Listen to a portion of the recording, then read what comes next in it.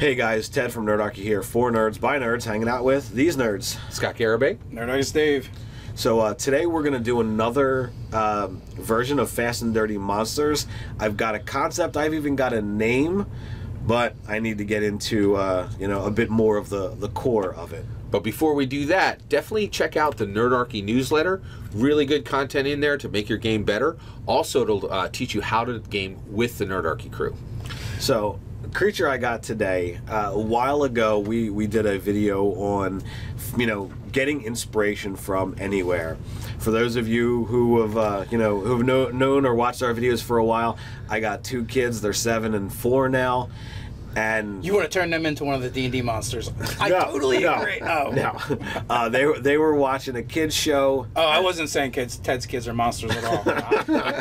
No, that's and there was a witch who liked lizards, bats, and spiders, and my brain said, "All right, well, let's make one thing that's a lizard, bat, and spider." Lizard, bat, spider. So my creature is called an Abizder. It's got a lizard body, bat wings, spider legs. Go. Very, very interesting. So, what's the head? I don't know yet. Hadn't gotten that far. It could be a bat head. It could be a lizard head. It could be something different. What about a lizard head with 8 eyes? That's an awesome idea. That is a really good idea, and I definitely would go with the lizard head because I think it has the most versatility, expressive. Yeah, okay. It has a long tongue. Yeah, all that. I definitely would go with the lizard. Venom from the spider. So for the bat, we don't actually have to do anything but take the fly speed from correct. The bat. Yeah, I think that works. Now, is this something that's like tiny or small, and it could be a familiar, or are we talking about something that's like up to large and a giant monstrosity? We could actually make it a whole class of monster species that have subspecies within. Oh, that's a great idea. So you have different here's sizes. The idea I'm having. Like when you say that, what I think of automatically is maybe something that's more of like pony size, but it makes these giant elaborate webs that normal spiders wouldn't be able would struggle to make because they don't have wings because they can and they fly. can fly. Yeah, yes. That's a great idea. Agreed. Now, one of the things I think we really want to think about is I think one of the coolest parts of really great monsters are their limitations. And the bat has a really unique limitation. The bats generally they don't have good sight, right? And so they use the echolocation to tell where they are. So I would include that. I would say that it has extremely bad eyesight and that it uses the echolocation. And so then you have a spider, which is usually crazy silent, and actually it might actually determine where it is with its echolocation. So I would include that personally. Okay. So is there anything that you would want to add to this thing, Dave? So and here's the interesting thing too is spiders can sense the vibrations in their webs. So what if we would like tie that to what if like echolocation like a bat, but what if their webbing is actually echo-reactive, so that they can like pinpoint things even better, and from a distance they don't actually be touching the web. Oh yeah, that's a neat idea. Where maybe the webbing itself has these weird properties that it does the sound. So like it could also make it highly prized as something that adventurers or wizards or crafters would seek out. Maybe they make the silk from it. Oh, that's a great idea. It has also, these sonic properties. One of the things I think is really interesting, because they make these echolocations, or they do these call-outs, right? So they could spin a web and trap somebody in that web, but the web is 60 feet above the bottom. But they could make a cry out that would make that makes the web instantly break apart, and then the person, so they would trap somebody and then make them fall if they needed to kill them. Like if they found, they're breaking through, I can break that web. I can literally shatter it or make it disappear by a certain frequency. It's almost like voice command webbing. Right, exactly, yeah. So I think that could be really I would actually just mash the giant spider with the giant lizard. And the giant bat? No, I would just give it the fly speed. Okay, yeah, all right, yeah. The giant lizard, the giant bat, and the giant spider are all sized large. The lizard and the bat are a whopping challenge quarter, with the giant spider being a challenge 1. So I don't even think adding the fly speed and the blind sight because it comes with a limitation, I don't think it's going to really affect this creature all that much. Well, I agree with what you were saying, where since it's going to get all these benefits from all these different groups, it can fly, it has webbing. At that point, I would bring it down to the medium size. So I think you might need to bump those numbers down. Do you feel like you can keep the strength scores and can you keep the strength score? Well, the if giant it's not giant. The giant spider is a 14 strength, 16 dex, 12 con, and really the mentals aren't all that important thereafter. Do you think 14, 16, 12 is too much for a medium-sized creature? I would take the strength and the con down 2 and make it medium.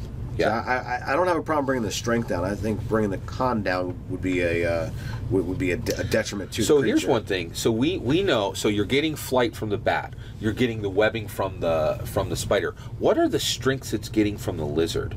Do you think that it should maybe have the DR, or what would it get from the lizard? The giant lizard really doesn't have anything other than it can be ridden. Now, according I don't think anybody could ride this thing. Do you? Well, go ahead. As a variant trait, it's got the ability to hold its breath for 15 minutes. And it can climb difficult surfaces, but it's already going to have that from the spider property. But the holding its breath for 15 minutes, that's pretty unique. Yeah, that is really an interesting property. I think that would probably be more like a swimming, like a Nile monitor or something like that. Yeah. So from the lizard, it might not really gain all that much. A pony is a medium-sized creature with a strength of 15 and a con of 13. Oh, and use its stats. That's a great idea. If you're, I'm just saying, if you're going size-wise. Yeah. So it seems pretty in there. Yeah. So we could just use the giant spider. The giant spider, and give it, the bat properties and the description that. So what would you set its strength at? I have no problem leaving it at 14, 16, 12. Okay. 14, 16, 12. Yeah, that actually works pretty good, and that's not really that far out of line.